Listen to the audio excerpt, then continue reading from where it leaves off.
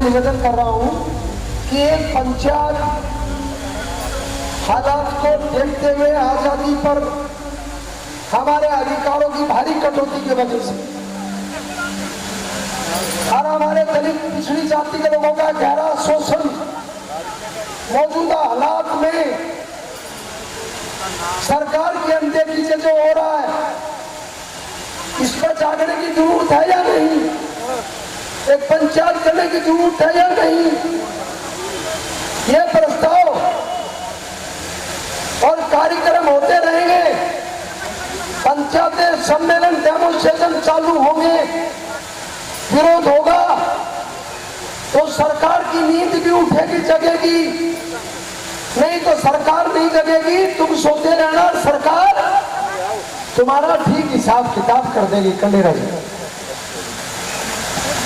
देखिए, बीमार हैं, हॉस्पिटल से आए, 92-94 साल के हैं। ये है रिश्ता। सभा में उपस्थित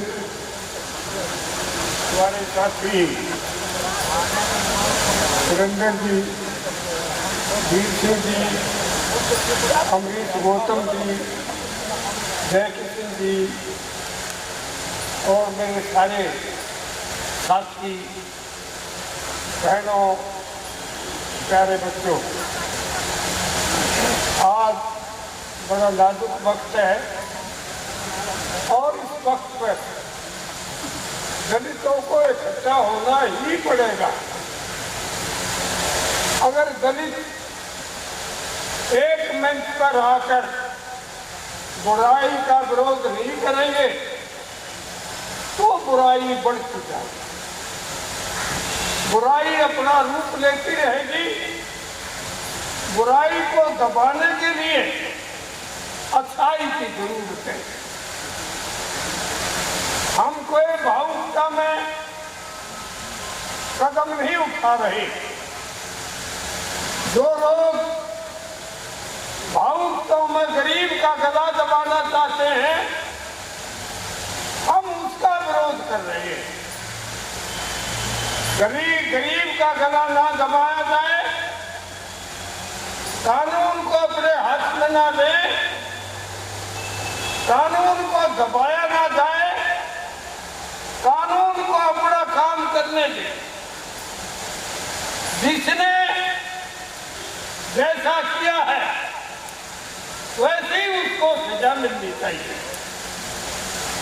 मैं अपने तमाम साथियों से प्रार्थना करना चाहता हूं, अब जो हमारी बहन बेटियों पर अत्याचार हो रहे हैं, मैं आपसे पूछना चाहता हूं, क्या उनको सजाए मौत नहीं होनी चाहिए? कानून को अपना काम करना चाहिए कि नहीं करना चाहिए? किसी का गला दबाता है उसको हमने पीछे धकेलना चाहिए, नहीं धकेलना चाहिए? साथियों, मेरी आपसे प्रार्थना है, मैं तो डॉक्टर के यहाँ चरपाई पे लेट रहता, 2 दिन से गया नहीं कहीं।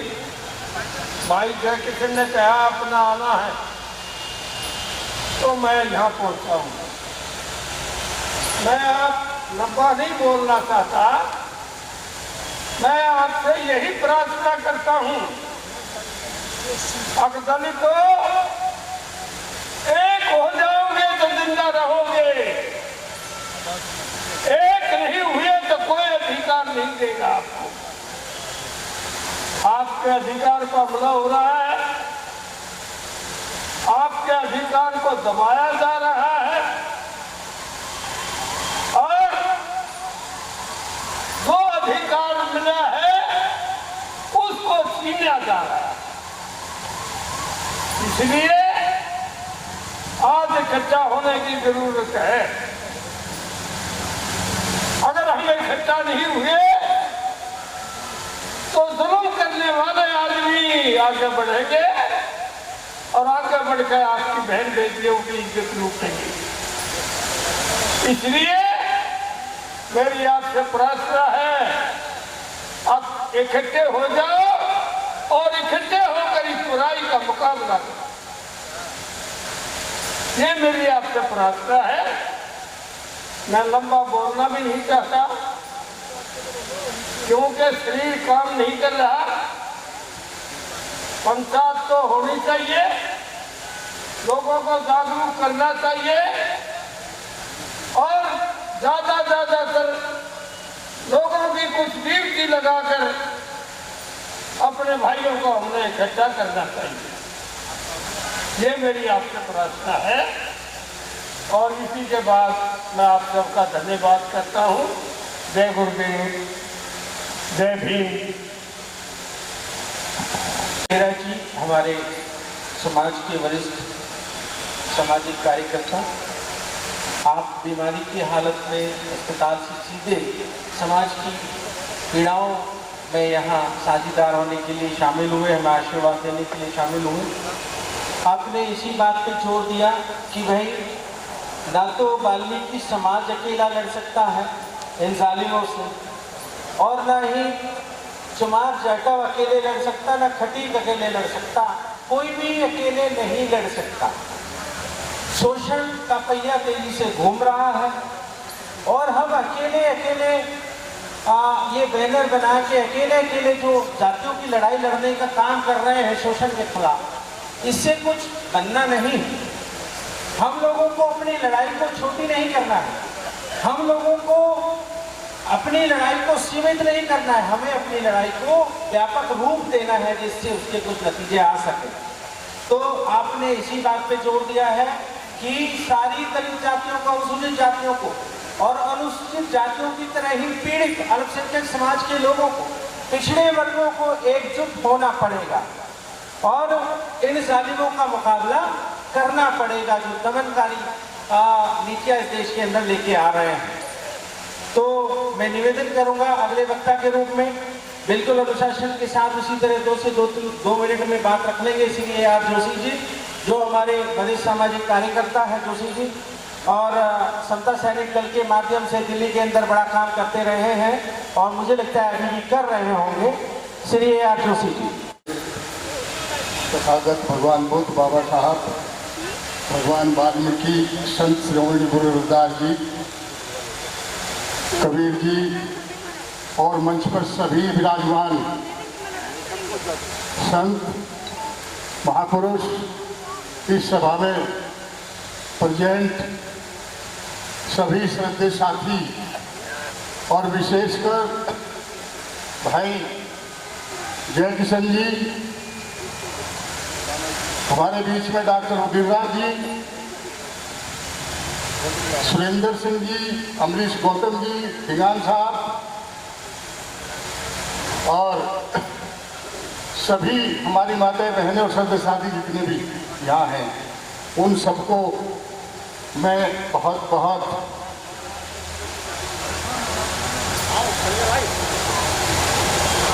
बधाई तो नहीं कहूँगा, लेकिन उन सबको बहुत उत्साहवर्धन करने के लिए जो इस मीटिंग में आपने काम किया, धन्यवाद। और मैं सबसे पहले जिस उपलक्ष्य में हम यहाँ इकट्ठे हुए हैं, हमारी बेटी मनीषा जी को अपनी बहुत बहुत मन से श्रद्धांजलि देता हूँ। श्रद्धेय साथियों, प्रस्ताव बुरा नहीं है। ये चर्चा हमारी कई दिनों से चल रही थी जय किशन जी के साथ कि आज वक्त आ गया है, जितने लोग जितने घरों में बटे हुए हैं, जितने समाज का वर्गीकरण है, उससे कुछ होने वाला नहीं है जब तक आप एक झंडे के नीचे इकट्ठा नहीं हो जाते। बाबा साहब ने 6473 SC ST समाज को जोड़ करके, एक पूरी अनुसूचित जाति को जोड़ करके SC और ST समाज बनाया था। आज उनके विपरीत हर समाज अब अपनी आवाज उठाने को आतुर है, जिससे कोई रिजल्ट नहीं निकलने वाला। यदि आप सब लोग ये सोचे कि हम दलित हैं, समुदाय से, हम SC ST हैं, मैं नहीं समझता कोई भी ताकत आपको हिला सकती है, लेकिन हम लोग जितने शिक्षित हुए, जितने पढ़े लिखे, उतना ही हमारा जो बिल्कुल वर्गीकरण हो गया कुछ राजनीतिक वजह से। इस राजनीतिकरण के वर्गीकरण को रोकना है। और जब समाज की बात आती है तो हमें सब पार्टी छोड़ करके, कोई पार्टी नहीं, उस समय हमें समाज के साथ इकट्ठा खड़ा होना चाहिए। क्योंकि साथियों, कोई भी पार्टी, मैं नाम नहीं लेना चाहता, कोई भी पार्टी इस भारतवर्ष में ऐसी नहीं है जो सबका इस समाज का शोषण नहीं करती, ऊपर से दिखावा करती है। लेकिन आपको कभी भी जो हमारे लायक लोग हैं उनको प्रमोट नहीं करती। तो बहुत ज्यादा न कहते हुए मैं केवल इतना कहूंगा, ये केवल एक घटना नहीं है। अगर हम एनसीआरबी की रिपोर्ट पढ़ें तो हर 15 मिनट में इस देश में अपने बच्चों के साथ हर 15 मिनट में एक रेप होता है। ये तो एनसीबी की रिपोर्ट है, नेशनल क्राइम ब्यूरो की। और अगर हम कुछ ऐसी भी चीजें हैं जो नोटिस नहीं होती, ये तो नोटिस होती है 15 मिनट में एक, लेकिन अगर सही आंकड़े आ जाए तो मैं कहता हूं कि 2 मिनट में एक होता होगा पूरे भारतवर्ष में। साथियों, हमारे महापुरुषों ने हमारे लिए रास्ते प्रशस्त किए, और यदि हमने उनको मेंटेन नहीं किया, उनको अनुसरण नहीं किया, तो हमारी आने वाली जनरेशन उसी तरह हो जाएंगी जो 200 और 300 साल पहले इस मनुवाद के चक्कर में खत्म हो चुकी। कोई शोषण उसी तरह का होगा।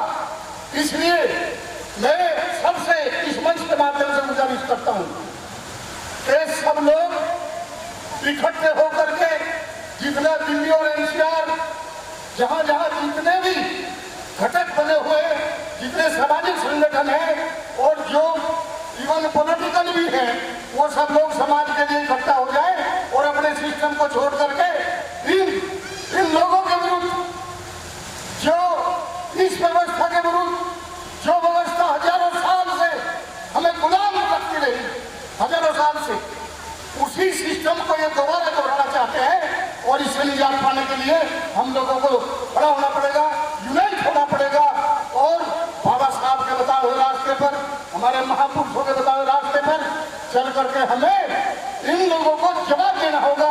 और वो तभी साबित होगा जब हम इकट्ठे हो जाएंगे। कोई कहता है ये वाल्मीकि सभा है, कोई कहता है जाटो महासभा है, कोई कहता है छठीक महासभा है, कोई कुछ और कोई कुछ। साथियों, बाबा साहब ने ऐसा नहीं सोचा था जब संविधान लिखा। इस संविधान के तहत आज हम यहाँ बैठ के बात कर रहे हैं। बाबा साहब, आधे लोगों के घर में उनकी मूर्ति तक नहीं। जो संविधान, आज इस संविधान पर खतरा है, सारी चीजें आपकी खत्म कर दी गई, आपकी नौकरी, आपका सब सिस्टम, और दोबारा से उसी सिस्टम में लोग लाने की बात कर रहे हैं। बहुत समय न लेकर के चुके, मेरे यहाँ वक्ता बहुत है। मैं सभी के साथियों से अनुरोध करता हूँ, रिक्वेस्ट करता हूँ कि हम सब ये सब वर्गीकरण भूल करके एक प्लेटफार्म पर आकर के एक ताकत बना करके और हम इन लोगों का मुकाबला करें, और बिल्कुल करें। मैं साथियों, मैं बहुत बहुत अपनी विद्या विनिशा के लिए मैं श्रद्धांजलि अर्पित करता हूं, और आशा करता हूं आप सभी लोगों से कि जब भी समाज आपको बुलाए, सब एक प्लेटफार्म पर इकट्ठा होकर लड़ाई काम करें। जय भीम, जय भारत। धन्यवाद। जोशी जी, आपने भी उसी बात पे जोर दिया है कि भाई टुकड़ों टुकड़ों में हम कुछ नहीं कर सकते, एकजुट होना पड़ेगा। मेरा निवेदन है वक्ताओं से कि वो 2 मिनट से ज़्यादा का समय ना लें, मुझे टोकना ना पड़े। तो अमरीश गौतम जी हमारे बीच हैं, बड़े अदब के साथ मैं उन्हें बुलाना चाहता हूँ। अगर यहाँ है तो आपका समय है ये। अमरीश गौतम जी, 2 मिनट का समय आपका है, आइए। अगले वक्ता वीर सिंह दीगान, तैयार रहिए।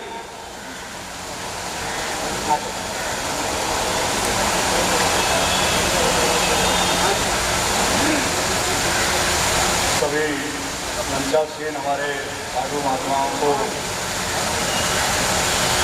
प्रणाम करता हूँ और आए हुए तमाम समाज के लोगों के लिए भी